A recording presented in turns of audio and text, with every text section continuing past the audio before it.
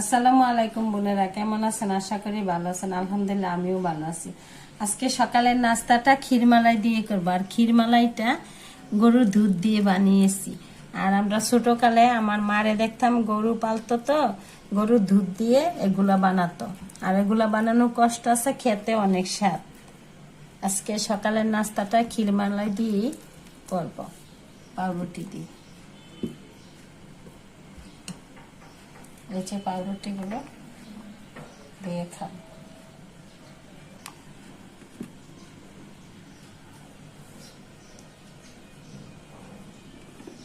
যদি খেতে চাই পরে আরো আছে, নেওয়া যাবে। নাস্তা, সকালের নাস্তা করার পর অন্য কাজকর্ম আছে, ওগুলা করবো। আজ বাজার থেকে সজনে এনেছি। এই সজনে ডাল রান্না করবো, মসুর ডাল দিয়ে সজনে রান্না করবো আজকে। গরম, যে গরমের সময় সজনেটা অনেক ভালো, শরীরের জন্য উপকার। আর এই সজনা দিয়ে অনেক কিছু রান্না করে খাওয়া যায়। আমি আজকে মসুর ডাল দিয়ে রান্না করব।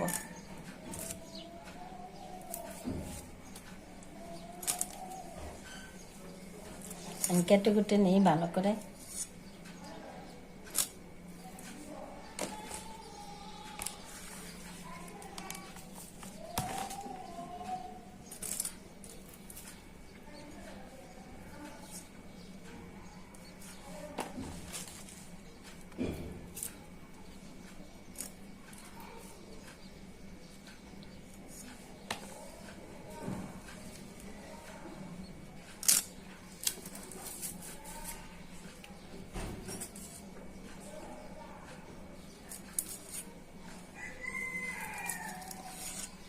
সজনার যে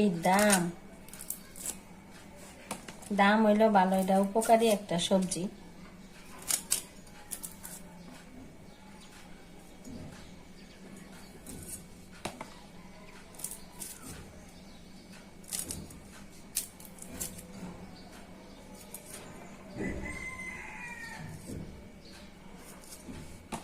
বোনেরা, এখন রান্না করবো সজনে ডাঁটা দিয়ে, মসুর ডাল দিয়ে। সজনে কেটে কুটে পরিষ্কার করে নিয়েছি, ডালটা ধুয়ে পরিষ্কার করে নিয়েছি, ধনিয়া পাতা কুচি করেছি, কাঁচামরিচ কুচি, পেঁয়াজ কুচি করেছি, 2 টুকরা তেজপাতা নিয়েছি। এখন চুলাটা জ্বালিয়ে রান্নাটা বসিয়ে নিচ্ছি। এটা গরম হয়ে যাক, পেঁয়াজটা দিয়ে দিচ্ছি। পেঁয়াজের পানিটা টেনে যাক।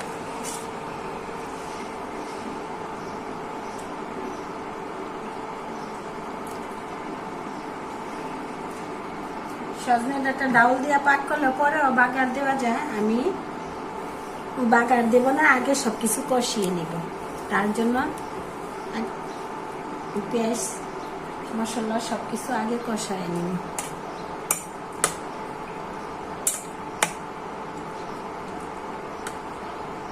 কারেন্টে দিয়ে হিটে আয় না।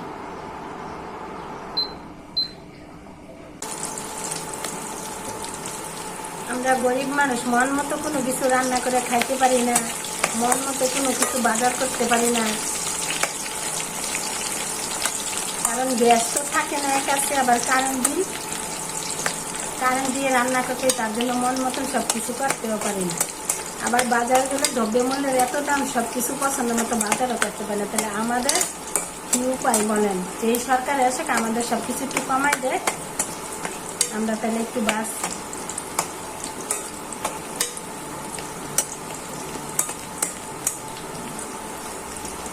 ভালো করে পেঁয়াজটা ভাজা হয়ে যাক।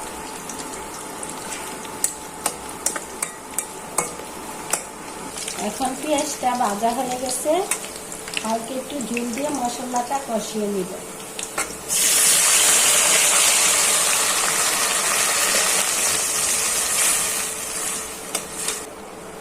দিয়ে দিচ্ছি পরিমাণ মতো রসুন বাটা,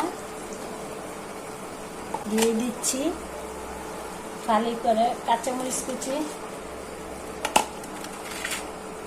দিয়ে দিচ্ছি পরিমাণ মতো জিরার গুঁড়া, দিয়ে দিচ্ছি পরিমাণ মতো হলুদের গুঁড়া, দিয়ে দিচ্ছি স্বাদ মতো লবণ।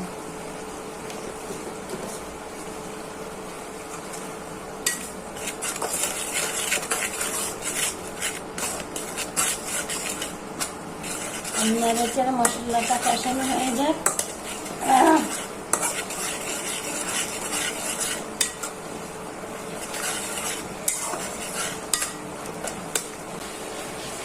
এখন মশলাটা কষানো হয়ে গেছে, আগে থেকে পরিষ্কার করে ধুয়ে রাখা ডাউলগুলা দিয়ে দিচ্ছি।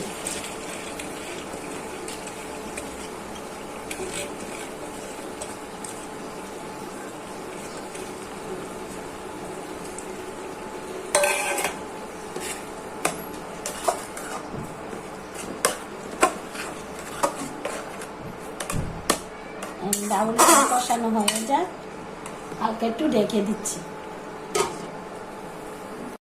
দেখি কষানো হয়েছে কিনা।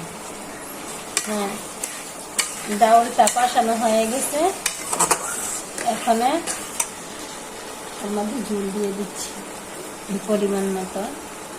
কারণ পাতলা রান্না করবো তো একটু বেশি ঝুলে দিতে হয়। এখানে ডাউলটা সিদ্ধ হওয়ার জন্য ঢেকে দিচ্ছি। দেখি ডাউলটা সিদ্ধ হয়েছে কিনা। ও, মসুর ডালটা একবার গইলা গেছে।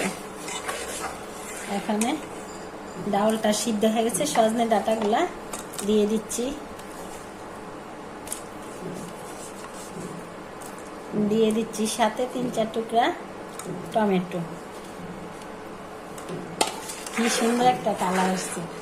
আর সজনে ডাঁটা রান্না করতে যে একটা কবিতার কথা মনে হয়ে গেল ছোটবেলায়। কুমড়ো ফুলে ফুলে নুয়ে পড়েছে লতাটা, সজনে ডাঁটা বড়ে গেছে গাছটা।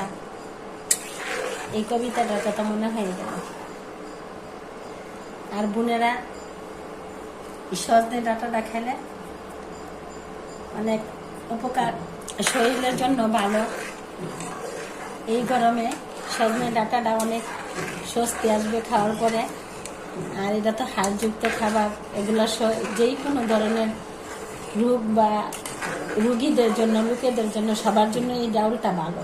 সজনে ডাঁটা দিয়ে রান্নাটা যে দেখুন সাজনা সিদ্ধ হয়ে যাবে, হালকা একটু ঢেকে দেই। দেখি ভালো করে হয়েছে কিনা। ও, কালারটা কি সুন্দর আসছে। হ্যাঁ, সাজনাটা সিদ্ধ হয়ে গেছে। এখন দেখি টেস্টটা কিরকম হয়েছে। মাশাআল্লাহ, অনেক টেস্ট হয়েছে। এখন ধনিয়া পাতাগুলা ছিটিয়ে দিচ্ছি।